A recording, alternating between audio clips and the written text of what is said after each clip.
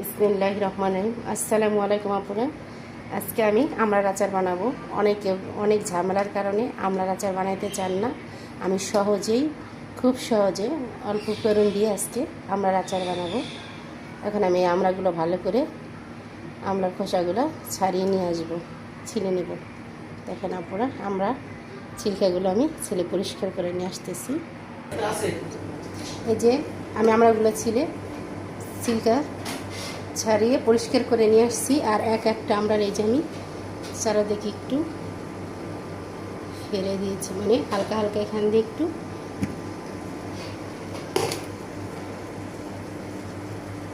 যেমন করে নিয়েছি আপনারা আনাম করবো, তাই এরকম করে নিয়ে আসছি। এখন আমি এটাকে যে আচার বানাবো, রান্না করবো। দেখেন খুব সহজে অল্প উপকরণ দিয়ে এখন আপনারা এই সুস্বাদু আমড়ার আচার বানিয়ে নিতে পারেন। একটু লবণ দেব, এই যে একটু লবণ, একটু হলুদের গুঁড়ো, আর দেবো একটু সর্ষে বাটা, সামান্য একটু সর্ষে বাটা নিচ্ছি। এটা দিয়ে যে আমি ভালো মতো মাখিয়ে নেব আমড়াটাকে। এই যে পুরো আমি আমড়াটাকে একটু হলুদ দিয়ে, একটু সর্ষে বাটা আর একটু লবণ দিয়ে মাখিয়ে নিয়েছি। এখন আমি যে কড়াইতে তেল দিয়ে দেবো। এই যে আমি সর্ষের তেল দিয়ে দিচ্ছি, 1 কাপের একটু সামান্য কম আছে।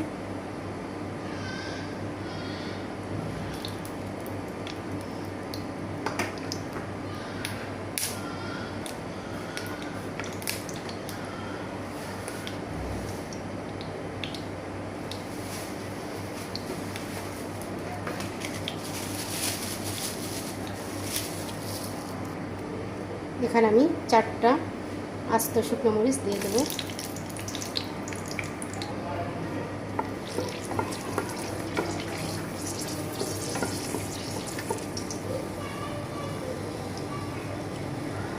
এখানে আমি 7-8 কোয়া রসুন দিয়ে দিতেছি।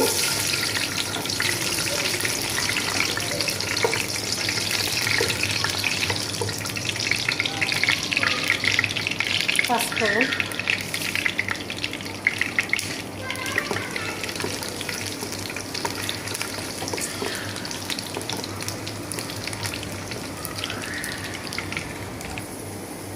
যেমন রসুন, পাঁচফোড়ন আর শুকনো মরিচটা টালা হয়ে গেছে। এখন আমি এখানে মাখানো আমড়াটা দিয়ে দেবো। এই যে মাখায় রেখেছি আমড়াটা দিয়ে দেবো।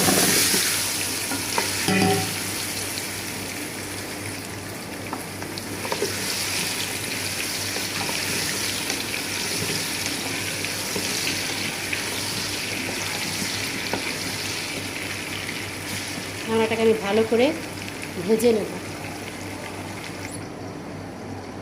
তারপরে এই যে আমি তেঁতুলটা ভিনেগার দিয়ে এই যে ভিজিয়ে নেব।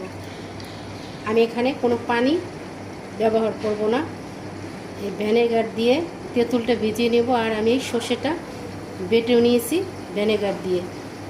এই আচার এভাবে ফলো করে বানালে আপনারা বছরের পর বছর খেতে পারবেন। আচারে কিচ্ছু হবে না, নষ্ট হবে না, পারফেক্ট আচার। দেখেন আমি এটা ভিনেগার দিয়ে ভিজিয়ে রেখেছি।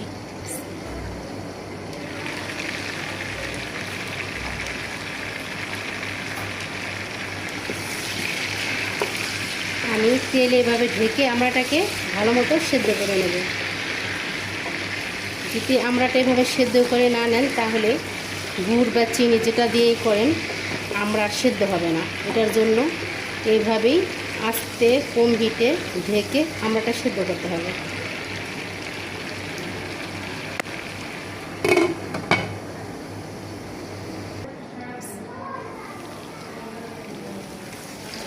এই দেখেন আমি এইভাবে এটাকে 20 মিনিট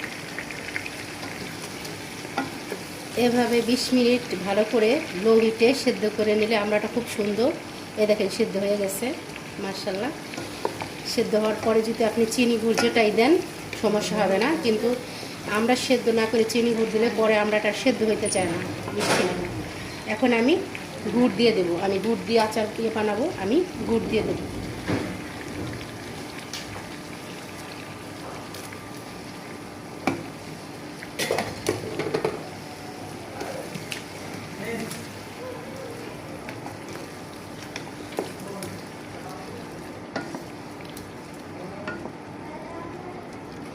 আমি এখানে গুড় দিয়ে দিয়েছি, এখন দেব শুকনো মরিচ তেলে। এই যে আমি ভেজে গুঁড়ো করে নিয়েছি, শুকনো মরিচ ভেজে গুঁড়ো করে নিয়েছি, এটার 1 চামচ দিয়ে দেবো। আর আমি কিন্তু ওখানে শুকনো মরিচের গুঁড়াটা দেই নাই, আমি শুকনো মরিচ ভেজে সেটা গুঁড়ো করে দিলাম 1 চামচ।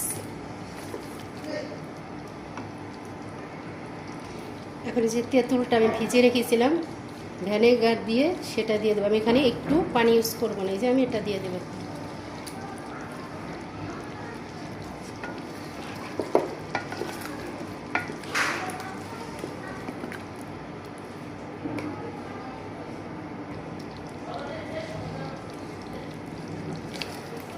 এখন আমি দেব আমি যে 5 ফোড়নটা ভেজে গুঁড়ো করে নিয়েছিলাম, এটাকে দিয়ে দেবো। আমি এটাকে 2 টেবিল চামচ পর্যন্ত দিয়েছি। আপনাদের পছন্দ মতো কতটা মিষ্টি খাবেন, কতটা ঝাল খাবেন, আপনাদের পছন্দ মতো আপনারা মিষ্টিটা ঝালটা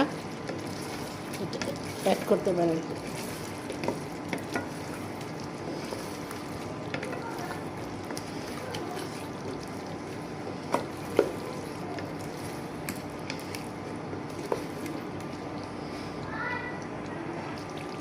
আমি এখানে 1 চা চামচ বিট লবণ দিয়ে দেব। আমি আচারটা পুরোই লো হিটে রান্না করতেছি, কারণ নাহলে নিচে লেগে যাবে, তিতা লাগবে। আর এখানে আমি কোনো পানি ব্যবহার করি নাই, ভিনেগার দিয়ে তেঁতুলটা গুলিয়ে দিয়েছি।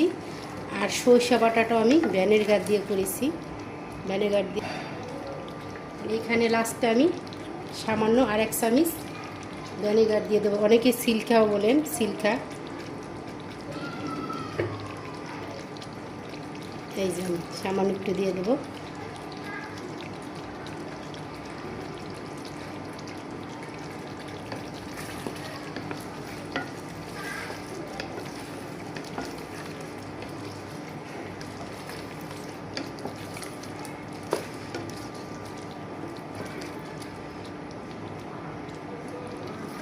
দেখেন মাশাআল্লাহ, আচারের কালারটা সেই সুন্দর আসছে।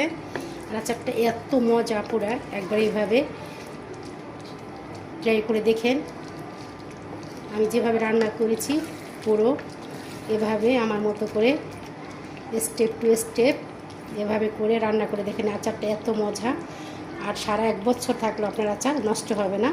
মাশাআল্লাহ, অনেক ভালো থাকবে।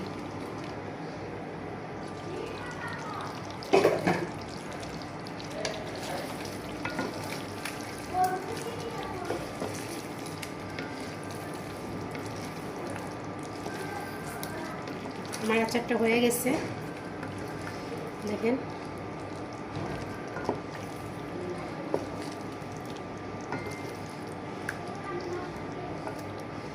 আমি এটাকে বাটিতে বের করে আপনাদের দেখিয়ে দিচ্ছি কত সুন্দর হয়েছে, পারফেক্ট।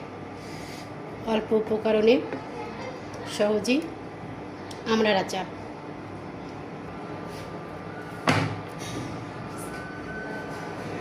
দেখেন আপনারা আমার আমড়ার আচারটা এভাবে ট্রাই করে দেখবেন। সহজেই যে কোনো সবাই এভাবে সহজে আচার বানাতে পারবেন, পারফেক্ট অল্প উপকরণ দিয়ে। আপনারা কমেন্টে জানাবেন আচারটা রেসিপিটা কেমন হয়েছে। ভালো থেকেন আপনারা। আসসালামু আলাইকুম, আল্লাহ হাফেজ।